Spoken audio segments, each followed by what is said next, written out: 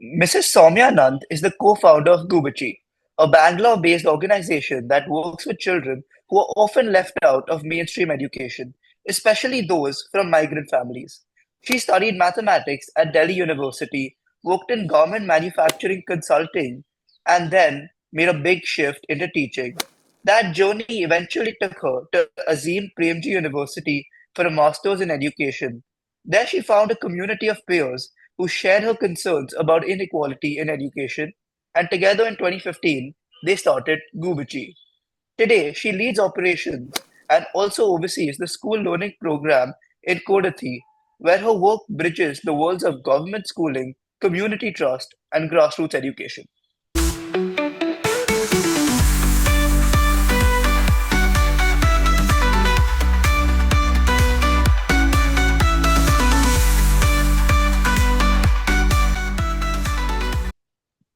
Now, for a short story on the organization, the story of Gubachi begins with a simple but difficult question. What happens to children who fall out of the school systems when their parents migrate for work? Somya and her co-founders realized that these children were often slipping through the cracks. They created a program where children learn quickly in their own mother tongue and then they can catch up to join government schools. They also helped integrate Nali Kali, the joyful learning model used in Karnataka, into classrooms so that learning could feel less rigid and more playful. From these beginnings, the organization has now reached around 4,000 children from across states in India. Some have gone on to complete their schooling, but even to enter universities like Azim Premji University itself. The team behind Gubachi is a blend of teachers, coordinators, volunteers, and community workers who work tirelessly every day.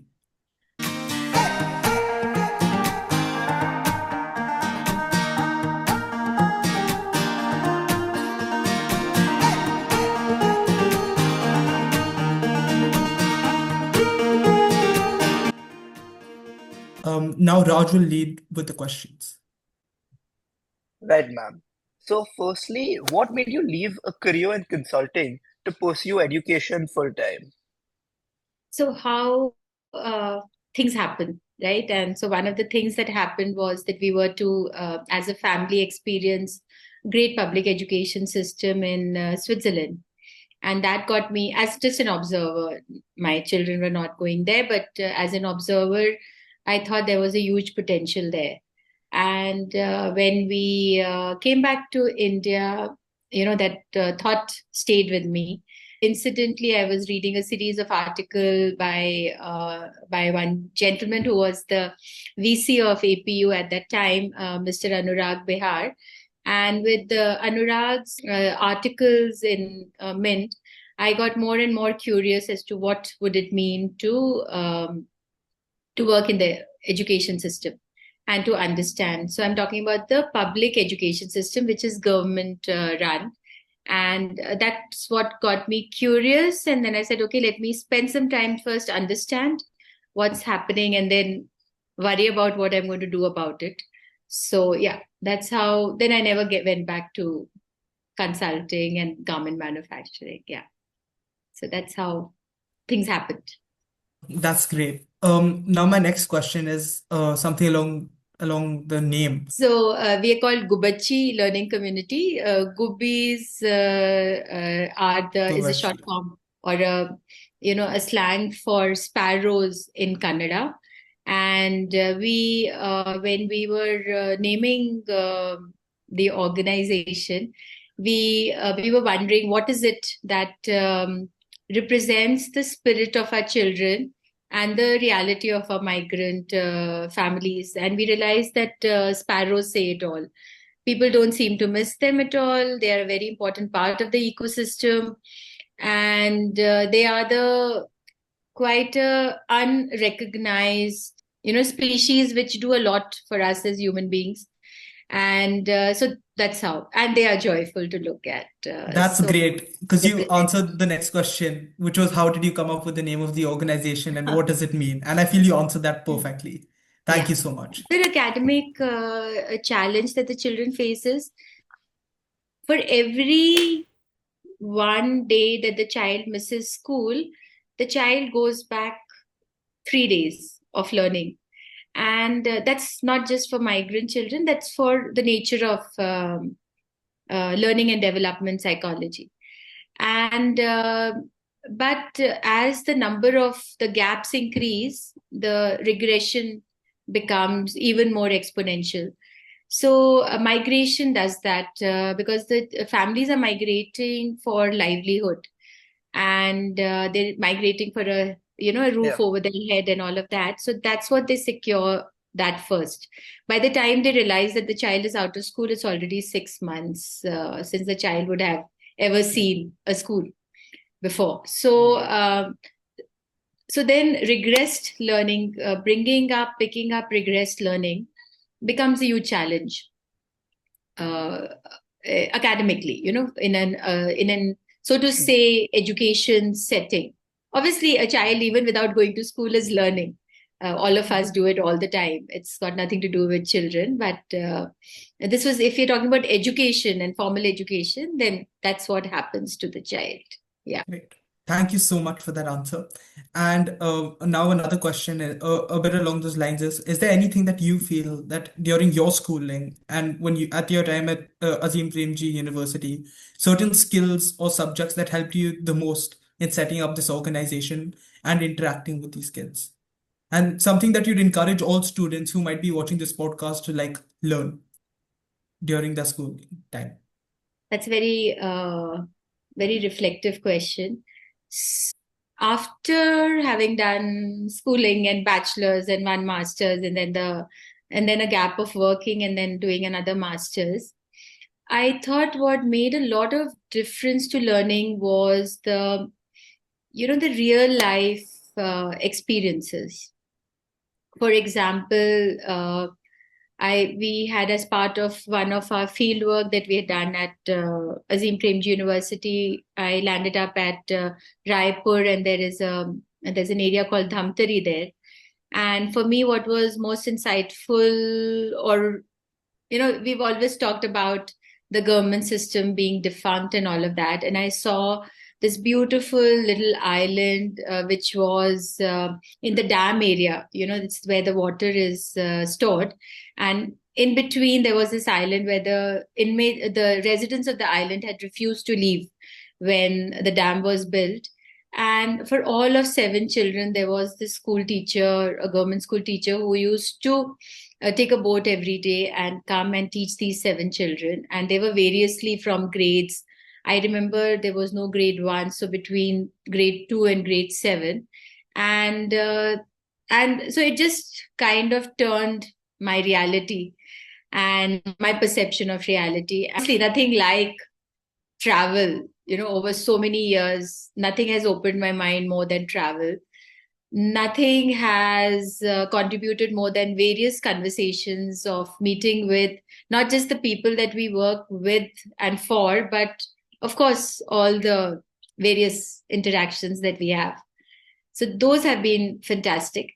One thing which has worked very well for me, an educator, so to say, has been learning handwork, the kind of grounding, mindfulness that handwork gives, be it, art, be it working with yarn, be it, just tinkering with things. And I have seen that working fantastically for my children here as well. So, yeah. Thank you so much. I feel you summed up perfectly what all of the skills that I feel some of our viewers would like to inculcate in their schooling, and more importantly, as we saw outside their schooling. So, ma'am, essentially, the problem we identified, or you identified with Gubachi, is that migrant children have a bridge with different curriculums, and sometimes they lack because they don't have accesses to schools. Now, essentially, how does Gubachi design a program that suits them and bridges the curriculum gap between them so that they don't lose out on time or on efficacy regarding their studies? So could you just model out how Gubachi works, and if I am an underprivileged migrant child, how, say, of 10 years old, how does it help me? For, say, I've migrated to Mumbai from Bihar. So essentially with Gubachi, How can I counteract all these atrocities and any sort of alienation around me and start living as a normal, educated child? So one is that we work quite on case basis, right?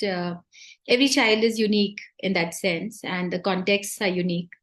Having said that, understanding the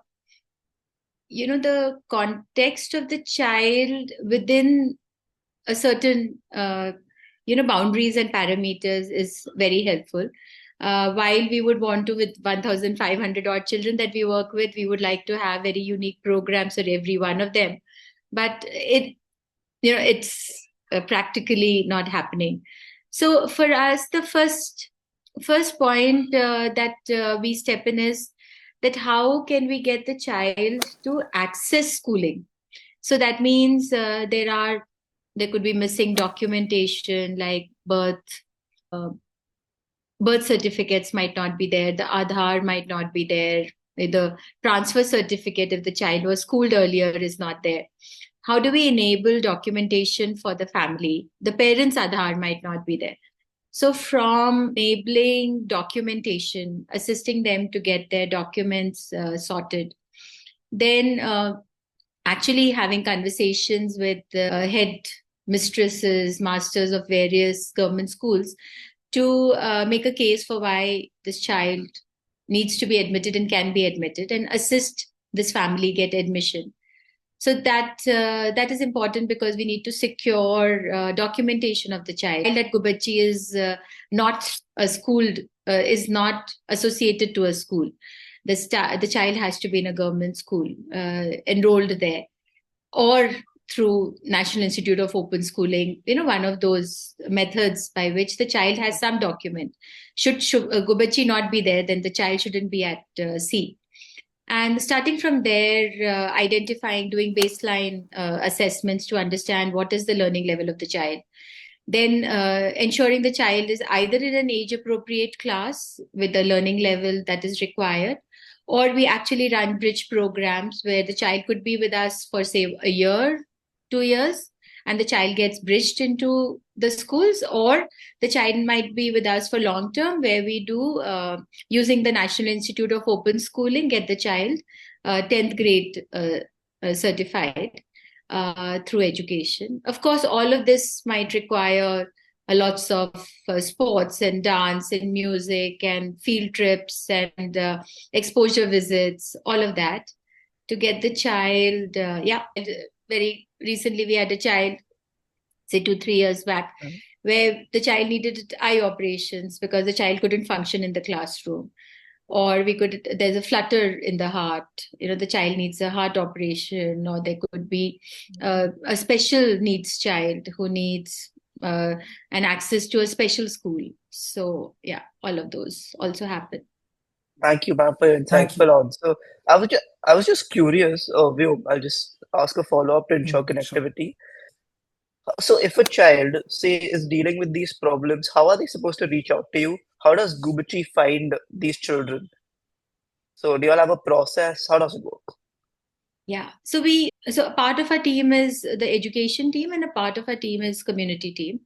And the community team works with communities. And one thing that has happened over the years, incidentally, this is we have just completed 10 years this month. So what has happened is we have a whole network of children and community members who then also tell families how they can reach out to us. We have team members who go out into migrant communities, and in any case, apart from the 1,400, 500 odd children that we work with 10,000 households. So that also gives us a lot of access to children. And there's a certain amount of trust that has to be built over a period of time. We call this psychological history of change. Means that what does it mean to do an intervention such that the next person who wants to bring about change is not looked upon with distrust.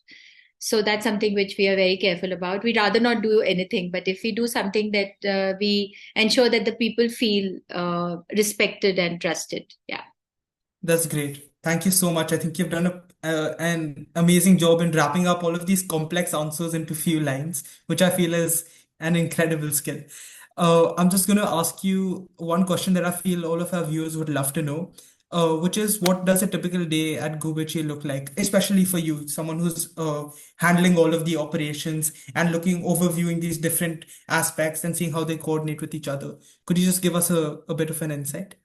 So there are many Gubachis within Gubachi. We are 5 founders who work together, and all of us hold a different, corner at Gubachi. And some of them are overlapping, some of them are not. The power of, just doing things together. It's not just that there are many of us. It's also the kind of perspectives that we bring, all of us bring together, and that, along with 160 odd people, is enough people to keep us all on our toes, at the same time keep the work going. So we have a typical day for any one of us starts very early, and especially as founders, we are not just answerable to the programs, we are answerable to the people who work with us. And because I work currently, I do the operations at Gubachi. It's anything to do with HR, seeking support on finance, or uh, making sure that all children have their notebooks with them. And if the Diwali is round the corner, then ensuring that all children are getting their little Diwali gift. Could be just a laddu, but that's an important one. So yeah, the typical day will start with the circle time with the team to understand how they're feeling on that day. Something that we can support any of our team members with. Thank you so much for your response. I feel it was totally apt, and I feel that each laddu does contribute to the greater cause. I hope so too. Yeah. Yeah. So, ma'am, I'd like to ask more about your role. So, as operations lead, I'm sure you have a lot of people, a lot of managers working under you. So, how do you still connect to the grassroots level while handling such a huge team? So, how do you get all of that done? And just one advice you have for someone to stick to the ground, especially in community service, to handle a huge organization by themselves and yet be connected to the foreground. So what has worked over the years is that I've been connected to the field, teaching the children, being a part of their journeys, and which has then built up a perspective as to what could be the potential areas to keep an eye out for.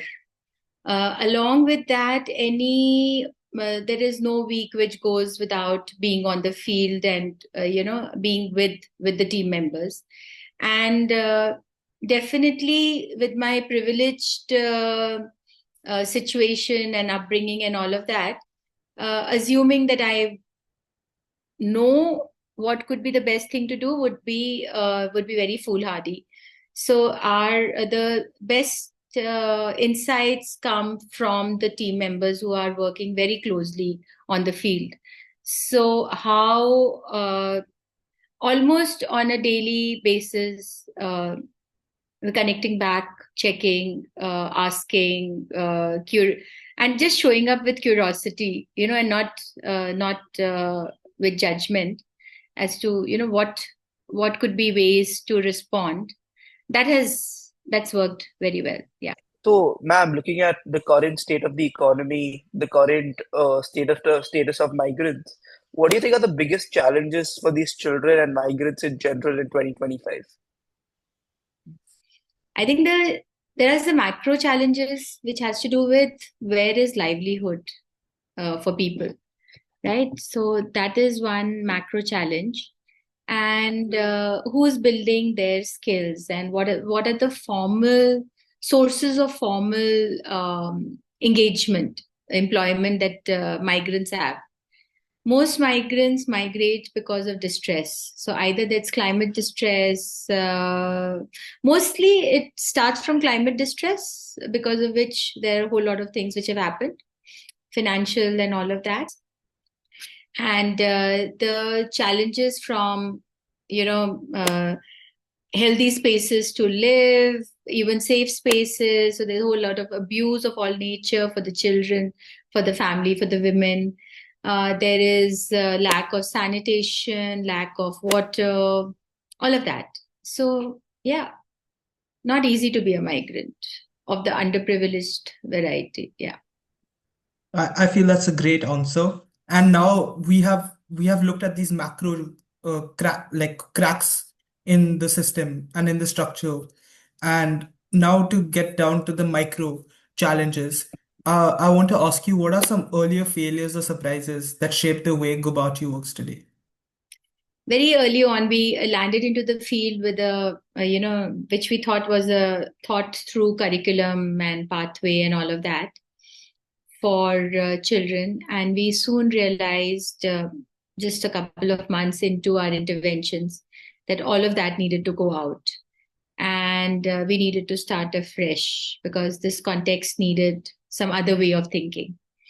And that has now been our way of life at Gubachi.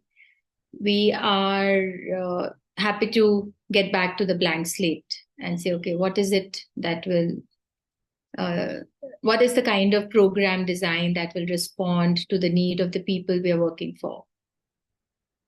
So that for us has been the greatest, learning, and which has stayed with us. The other big thing has been value-based decision making. Every day we have dilemmas, and the only way that we take decisions is the values of the organization. And if anybody is stuck, say, okay, just go back to, is it contributing? Is it authentic? Is it care? Are we demonstrating care and concern for whoever we are, wherever the dilemma is? Are we learning every day?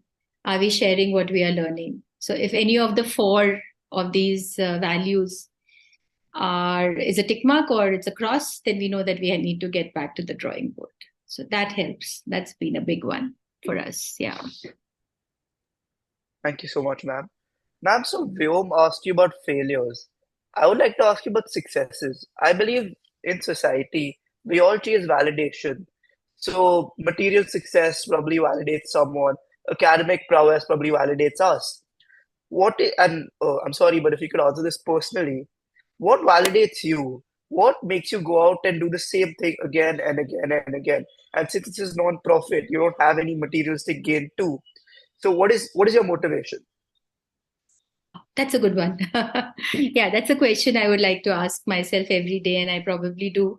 Is actually what motivates me is if there is any way we have contributed to somebody's life in making it a little better. We can't claim to do too much, but just a little better. If the child has been able to learn her phonics well, is able to blend alphabets, is able to uh, understand why two numbers can be added in a particular way, and underage couple understands that how legally they might get into trouble, uh, uh, and we are able to get them to rethink and reimagine and decide to enroll themselves for a skill program. I think those are good ones. And even if they decide to stay in the skill program like for half the time that they were supposed to, there might have been some mindset change. So yeah, those motivate me every day. And then if as the number of people we employ increases, that's also a huge motivation. Providing employment for X number of people is a hugely motivating activity. Yeah. Thank you so much. And now for another personal question. If you could answer it, if you wanted like disclose, can you share any story of a child or a family whose journey with Gubachi has stayed with you, really like close to your heart? or there are many such stories. I'm sure. One You of must it have was interacted. particularly heart-wrenching was when during the pandemic we had a girl who was in her third grade, and she hers was a single parent family, and the mother had passed away a few years back, and the father suddenly passed away, and it was in the middle peak of pandemic. And we got to know about it half an hour after the father had passed away, that this has happened. And since we were not taking regular classes, otherwise we would have known earlier. Because we were not taking regular classes, this girl's class was not scheduled for that particular day. So we got to know after about it after half an hour. And the whole, so to say, Gubachi system kicked in place. And we could, uh, by the time we reached the child, it was just almost a case of trafficking that was just about to happen. Some neighbor was about to sell this child off, uh, you know, for an adoption and all of that.